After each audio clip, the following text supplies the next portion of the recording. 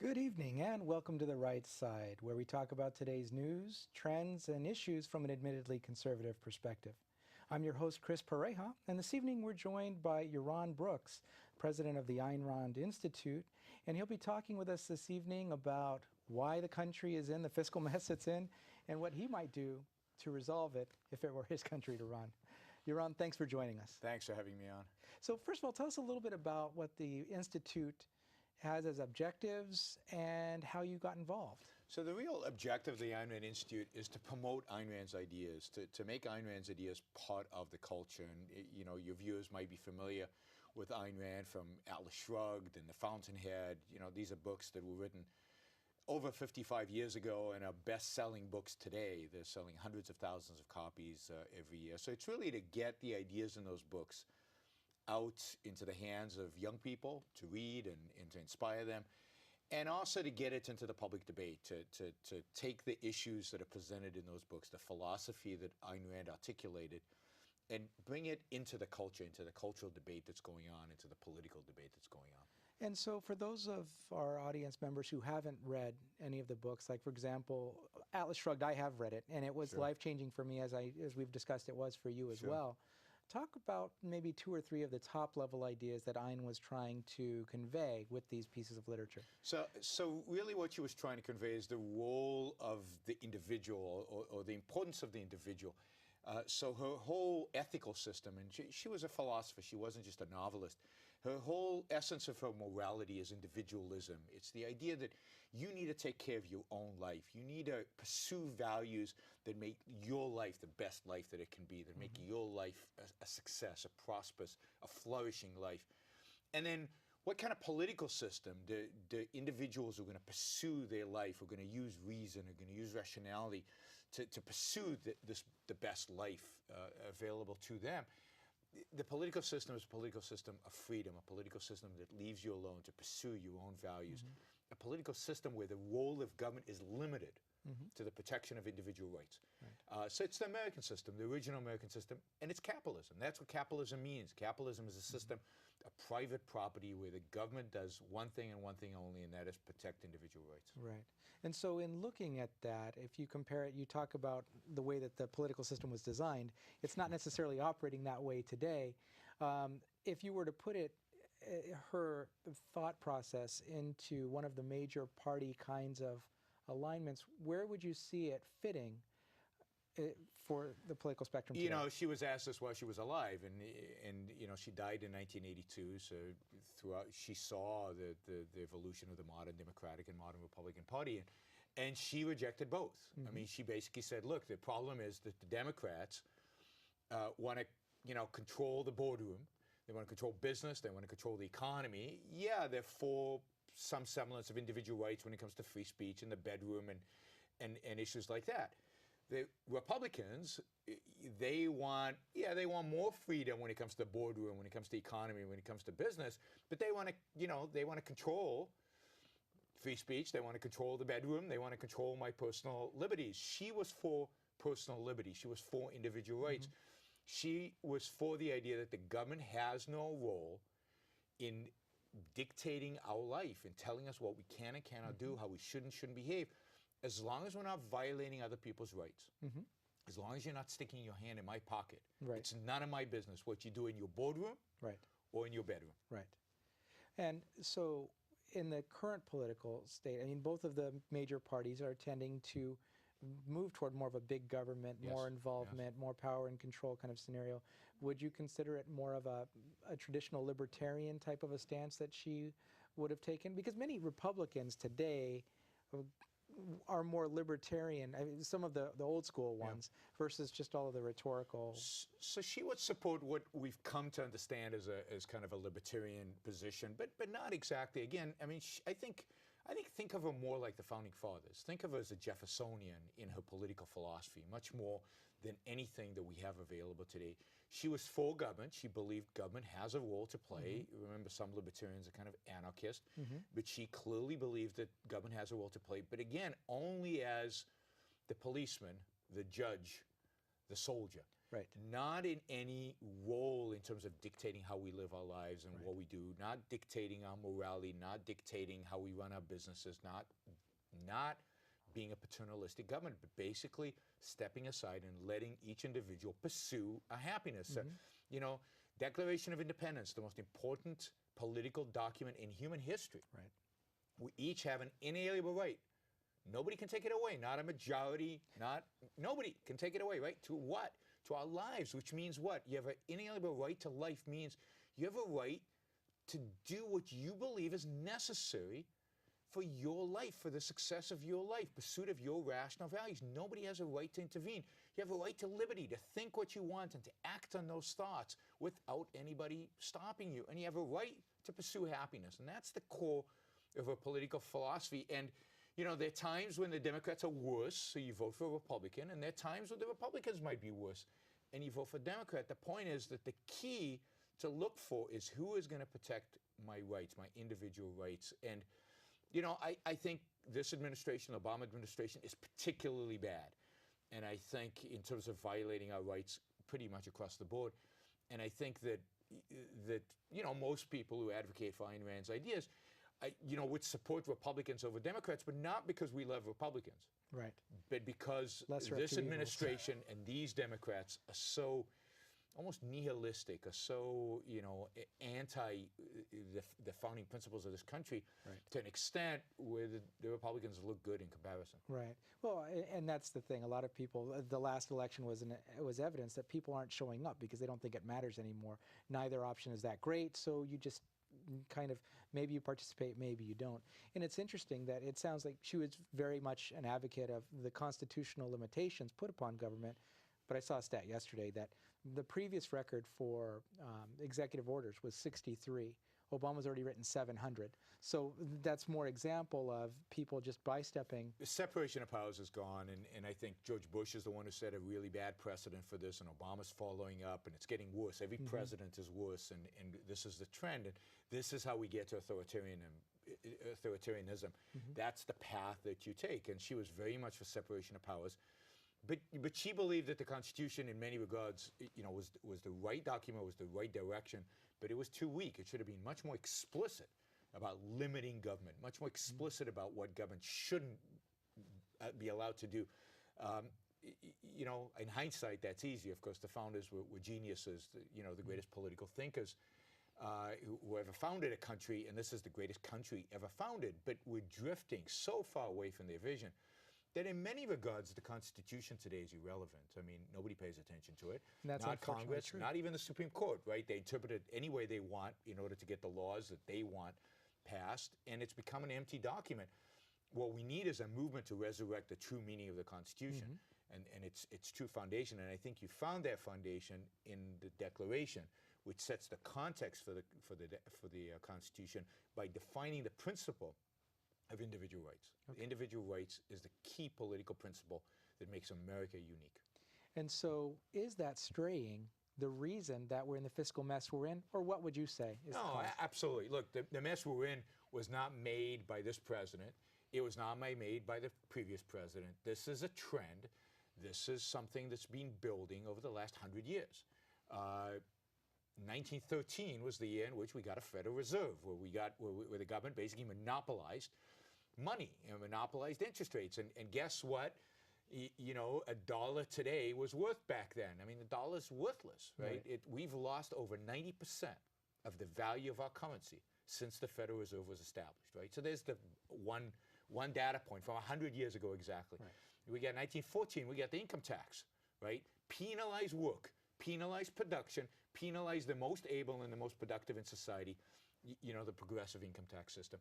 And then, of course, we got the New Deal in the 1930s. And a lot of our problems today, you know, throw back Social Security, but welfare, the whole idea of government intervention, stimuluses, right? Who invented stimuluses? It was during that period. Did they work in the 30s?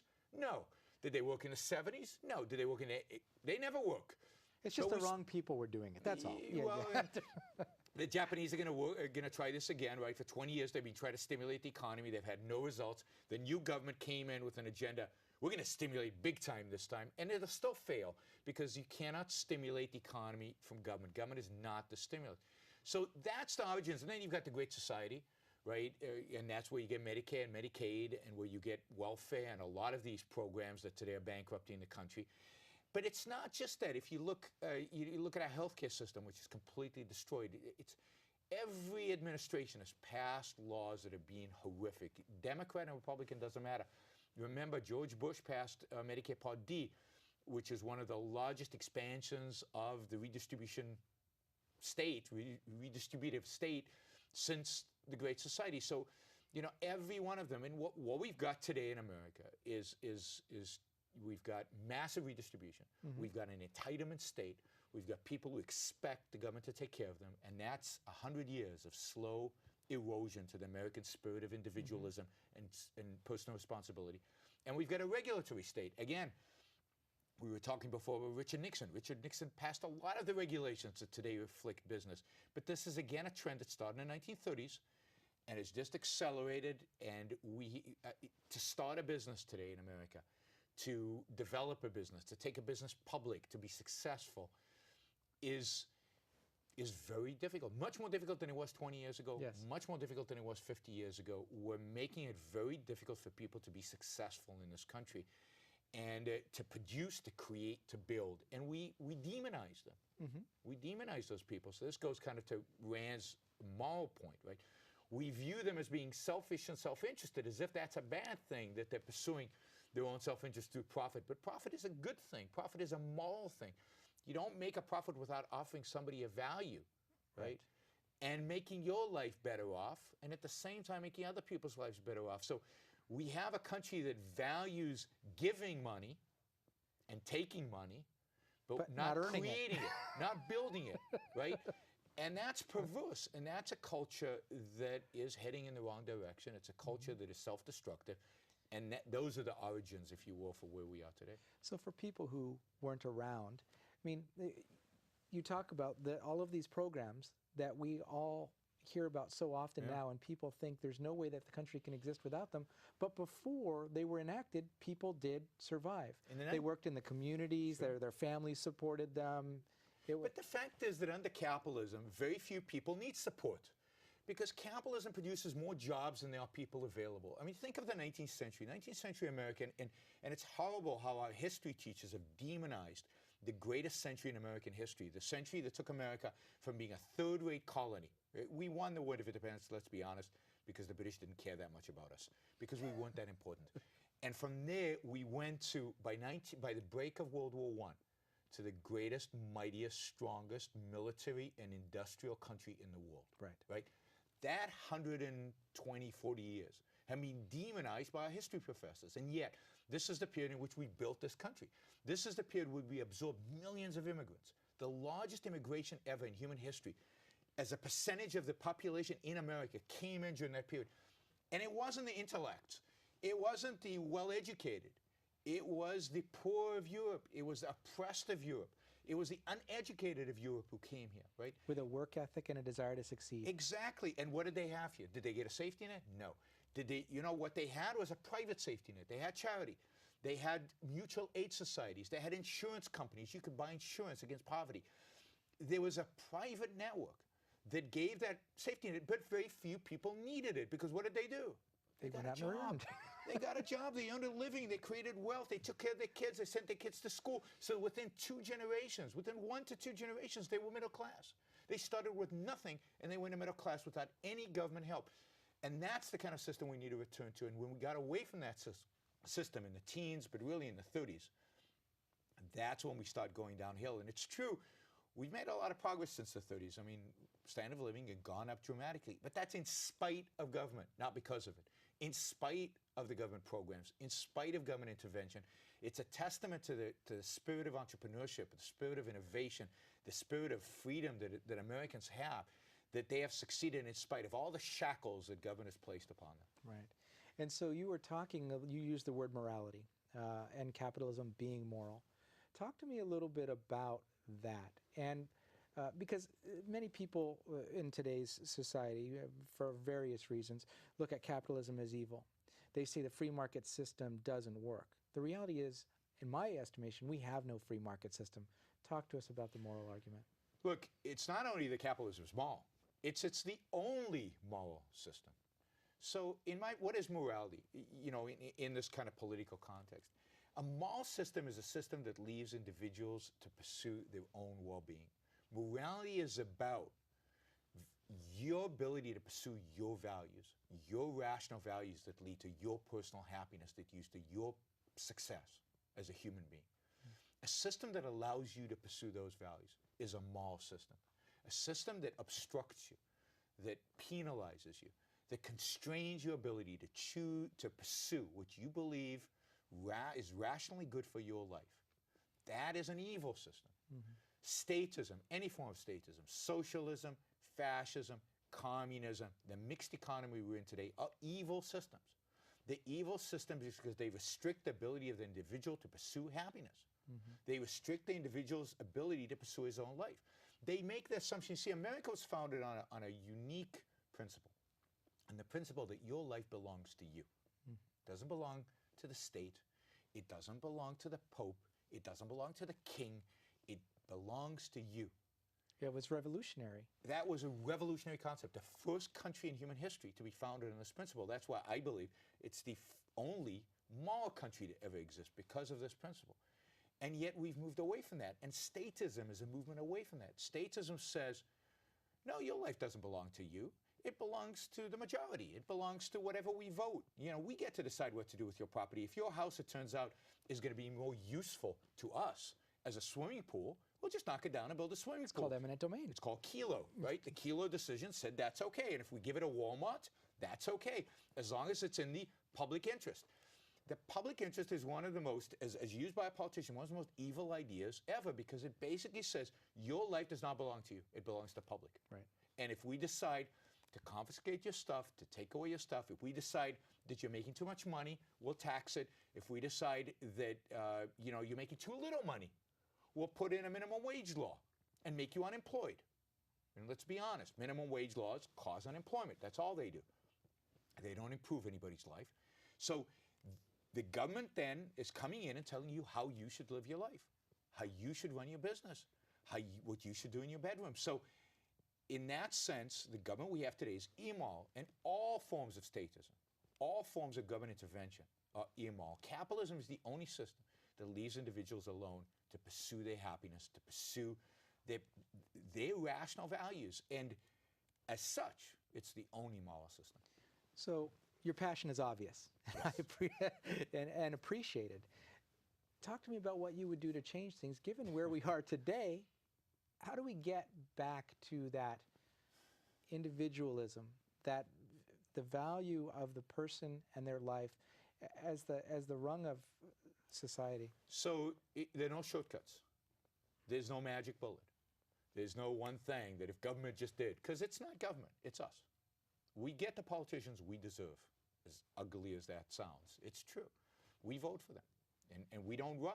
I mean, I know you ran, but generally, we don't run. So we get who we deserve. We have to change as a culture, as a nation, we have to change.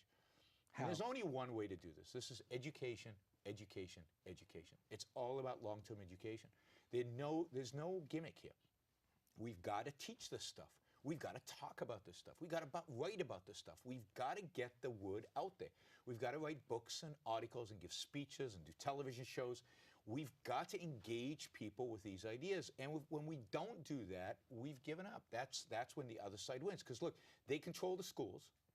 Public education is theirs, right? It's government education. I hate public education. Government education, Yes. right? They control the universities. 90-something% of all professors in universities are self-identify as left of center. All we have is freedom of speech. We have the ability to speak and speak and speak. So it's incumbent on us to talk, talk, talk. Now, I think one of the most powerful tools to convey these ideas, to get people thinking, to get people swayed in a different direction, are Ayn Rand's novels. Right? So get your 9th grader to read Anthem. Get your 10th grader to read We the Living and Fountainhead and Atlas Shrugged, for a 12th grader and a college student. Because no other novels, and these are novels, they're stories. They get you, they suck you in as a story, and then they bring in the ideas, right? Get them reading these books, because these are powerfully important books. I have a new book out. It's called The Free Market Revolution. It's about what capitalism is and what it demands and how we get back to it. What are the things we need to do as a country, just from a political, financial, economic things to do. Give us the top 3 or 4. Well, I mean, you gotta, in my view, you gotta advocate for the elimination of entitlements. Okay. Not saving them like Romney wanted to do, but phasing them out. Now, if you're 65, you'll get what was promised, or at least something of what was promised. But if you're 55, you should get a lot less. And if you're 20, you should be told today that you're not getting anything. So that in 2 generations, there's no Social Security, there's no Medicaid, because we don't need them. People should buy insurance. People should, what a concept. People should save. How about that? You're talking crazy now, yes. Yaron. We need to completely restructure our tax system, eliminate all deductions, all exclusions, and way lower the rates. So a postcard. You're looking at a flat tax or a fair tax? A flat tax. If you had to have a progressive tax, fine, but make it, make it very low and make it simple. Now, I would like to see a flat tax. I would like to see rich people paying less taxes, because their capital is more valuable out there in the marketplace than anybody else's capital. But, a consumption tax, but only if you did away with the income tax, right? Not you don't in want addition. Both. You don't want both. I'm going to, yeah. But so yes. So you gotta simplify that. You got to get rid of, and this is what Republicans should be running on, right? Here's a simple one that all Republicans should be running on. They would win votes, and then they would have to execute, and that's the problem. This is the first thing they should do. Get rid of all business subsidies. All of them. To your friends, to your enemies, all of them. Get rid of all farm subsidies, all business subsidies. Get rid of all deductions for R&D and capital expense, anything. Corporations should pay a flat, actually, let's be honest, corporate tax rate should be 0, because who pays corporate taxes? Well, the consumer does, yeah. Only the consumer does. So why have this hidden tax on everything we buy? Corporate taxes should be 0, and all subsidies should be gone. And then, finally, the most important one, if we had a fight on one, privatize all education. Get rid of public education. Get the innovation, the competition, the brain power that here is in Silicon Valley. Get those people thinking about how to make education as good a product as an iPhone is. And bringing the profit motive into education so that they have, so we create that competition. Get rid of the public schools. The public schools are enemy number 1. They're the ones who are destroying this young generation, and it is a crime. And removing the ability for critical thought. Exactly. But we've got just a few seconds left. Can you go ahead and tell people how they can learn more about the Institute and how to find you? So I've got a blog. It's called Capitalism. .AynRand.org, and Ayn Rand is AYNRAND.org. The book, Free Market Revolution, available on Amazon or pretty much anywhere else. And AynRand.org, more broadly, is the Institute's website, and there's tons of content and material. And of course, go buy Atlas Shrugged and read it. Thanks for joining us this evening, Yaron. My pleasure. And if you'll hold on for just a minute, we'll be right back with you. And on that note, we will take a quick break for a word from our underwriter, the Conservative Forum.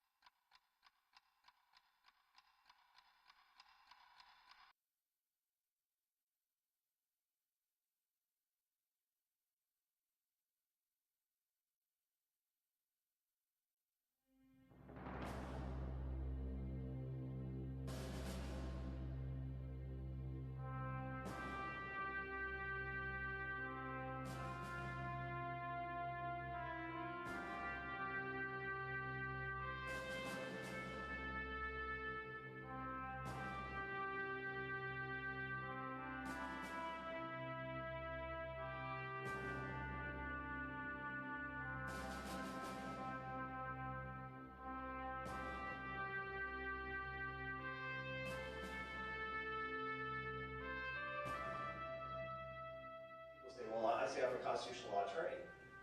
They say, oh really, what kind of constitutional law attorney? I say, well, I'm the true kind, the kind that believe that the Constitution is what the Constitution says and what it was intended to say. Anything beyond that is tyranny and should not be allowed.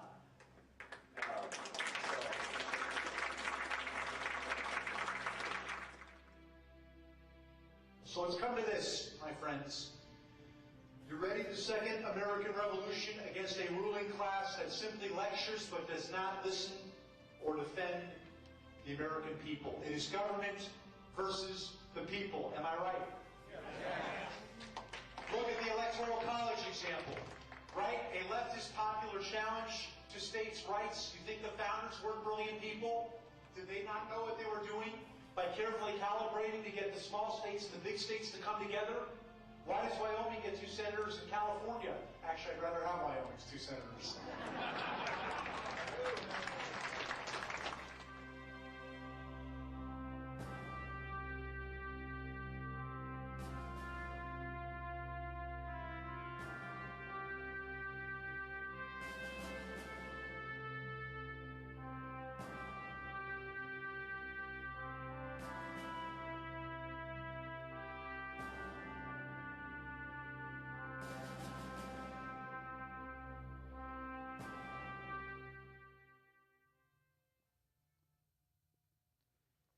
And welcome back to the right side. That was a word from our underwriter, the Conservative Forum. They regularly meet on the second Tuesday of each, actually the first Tuesday of each month at 432 Stearland Road here in Mountain View. And they're known for the speakers that they bring to the table for conservatives from around the Bay Area. This evening, Yaron Brook will be speaking. As you know, he was our guest this evening and is going to be great this evening with the content that he's going to provide, more ideas that he'll expand upon there. In February, we'll be joined by Kevin Jackson. In March, there will be a forum on education, and yes, even members of unions are invited to go ahead and talk about education reform that might be needed to create the best possible product for the youth in the Bay Area. In April, we will be joined by Dr. David Bobb, and then in May, Bill Whittle. You can come to the Conservative Forum again at 432 Stearland Road at the IFES Portuguese Hall, and if you'd like more details, you can find them at theconservativeforum.com. In closing, as Yaron mentioned this evening, there was a different way that the country was founded. There are ideas that still exist that could save the country and bring us back to that level of individualism that really made the United States great. And I have the faith it can be made great again if we get back to the basics of understanding the value of the individual, of valuing hard work, of reducing the safety nets as opposed to entitlement programs to actual safety nets as opposed to lifestyle choices, and if possible, removing them all together and getting back on a strong fiscal footing. But you can learn more with the details at the Ayn Rand Institute, and we hope that we can bring more of these types of ideas to you in the near future. On that note, we'd like to thank you again for joining us on the right side. I'm your host, Chris Pareja, and we'll look forward to seeing you again sometime soon, either in person or on the show. Have a great night.